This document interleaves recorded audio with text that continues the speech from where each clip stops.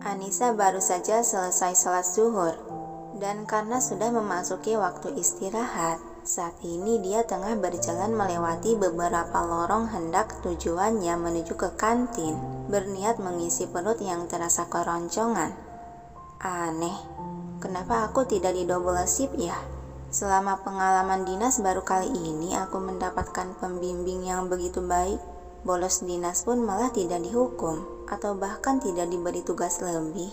Ocehan Anissa lalu menghembuskan napas pelan. Dia melirik jam yang melekat di pergelangan tangan. Masih ada 15 menitan. Masih keburu kalau makan dulu.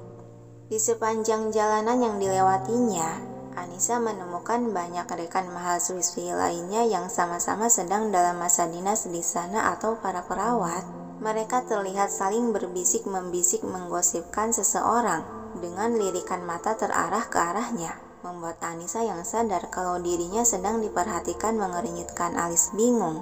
Apa yang salah? Perasaan sejak dari pagi tatapan mereka aneh begitu sama aku. Apa ada yang menempel di wajahku atau pakaianku kotor ya?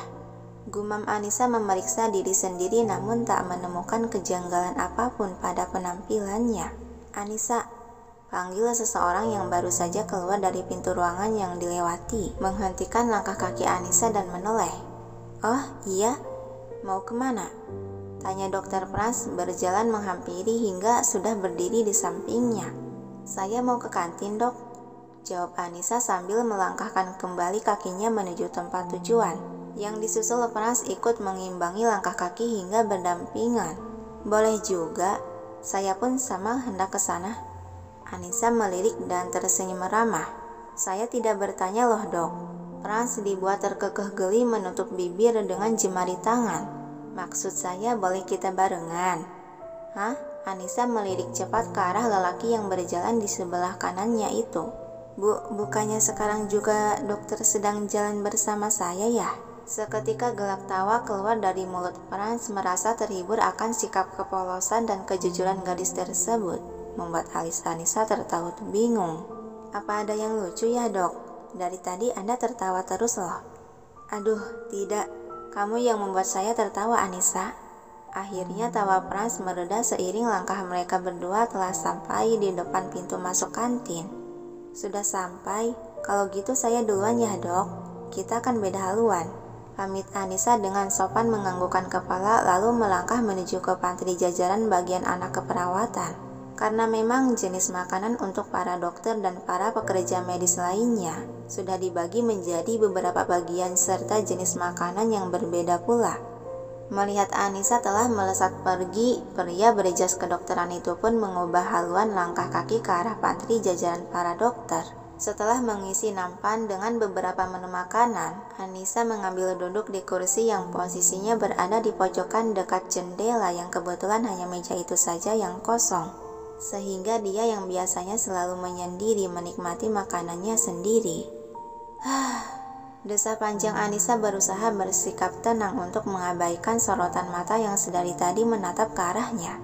Dengan tatapan berbagai macam, ada yang menatapnya iri, sinis, kagum, benci yang entah Anissa pun tidak tahu menahu penyebab dirinya bisa mendapatkan tatapan begitu. Yang padahal selama ini dia dinas di rumah sakit ini tidak saling kenal dekat dengan mereka kecuali sebatas rekan bekerja sama dalam pekerjaan tim saja.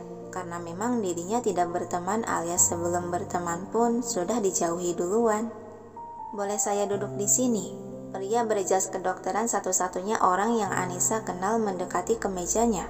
Anissa mengangkat pandangan menatap dalam diam sejenak pada Dokter Frans yang datang memegang nampan dan segelas air di kedua tangannya. Lalu mempersilahkan dengan sikap tak acuh. Silahkan saja, kursi ini untuk umum. Sebersih senyuman senang di bibir tipis dokter itu. Lalu mengambil duduk di kursi yang berseberangan dan berhadapan dengan Anissa. Kenapa malah memilih makan sendirian di pojokan begini? Nggak gabung dengan teman-temanmu? Tanya Dokter Frans sambil mengaduk sup di mangkuk dan mulai menyuapkan sesuap demi sesuap ke mulut. Dokter sendiri kenapa duduk di sini? Tidak malu duduk semeja sama anak dinas seperti saya? Anissa menimpali sembari sibuk memakan makanan di nampannya. Frans tertawa pelan tertutupi kepalan tangan. karena duduk semeja dengan kamu lebih mengasihkan dibanding dengan rekan kerja lain. Dih, aneh, balas Anissa dan tak sengaja melirikkan pandangan ke arah lain, yang seketika membuat alis dia berkerut aneh saat melihat pandangan orang sekitar tampak semakin parah, dan banyak berbisik-membisik saling melemparkan tatapan sinis ke arah mejanya. Ada apa sebenarnya ini? Ini sungguh sangat menyesakan. Batin Anissa yang sudah jengah akan tatapan orang sekitar. Dia menyuapkan makanan ke mulut secara cepat, ingin segera hengkang dari tempat yang membuat perasaannya tak nyaman itu. Hei, Anissa, pelan-pelan makannya, nanti bisa tersedak. Memangnya mau kemana sampai makan terburu begitu? Cemas Pras. Anissa tak menghiraukan peringatan tersebut, dia dengan husu menyuapkan makanan. Saya memang sedang terburu waktu nih. Begitukah? Dokter Pras melihat sekeliling yang tampak damai di matanya. Tapi saya lihat rekanmu sangat santai menikmati makanan, bahkan sampai sempat memperhatikan ke arah meja ini. Memang itu masalahnya, tapi ya sudahlah, toh aku tidak merasa berbuat masalah. Batin Anissa mendumel lalu menyuapkan dengan suapan penuh ke mulutnya agar mempersingkat waktu. Dan Dokter Pras yang melihat cara makan gadis di hadapan tampak lahap dan gembul membuatnya kembali mengurai senyuman geli. Anissa, pipimu sampai bengkak begitu, pelan-pelanlah makannya.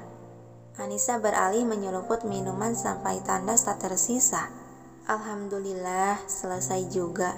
Kemudian dia bangkit dari duduknya.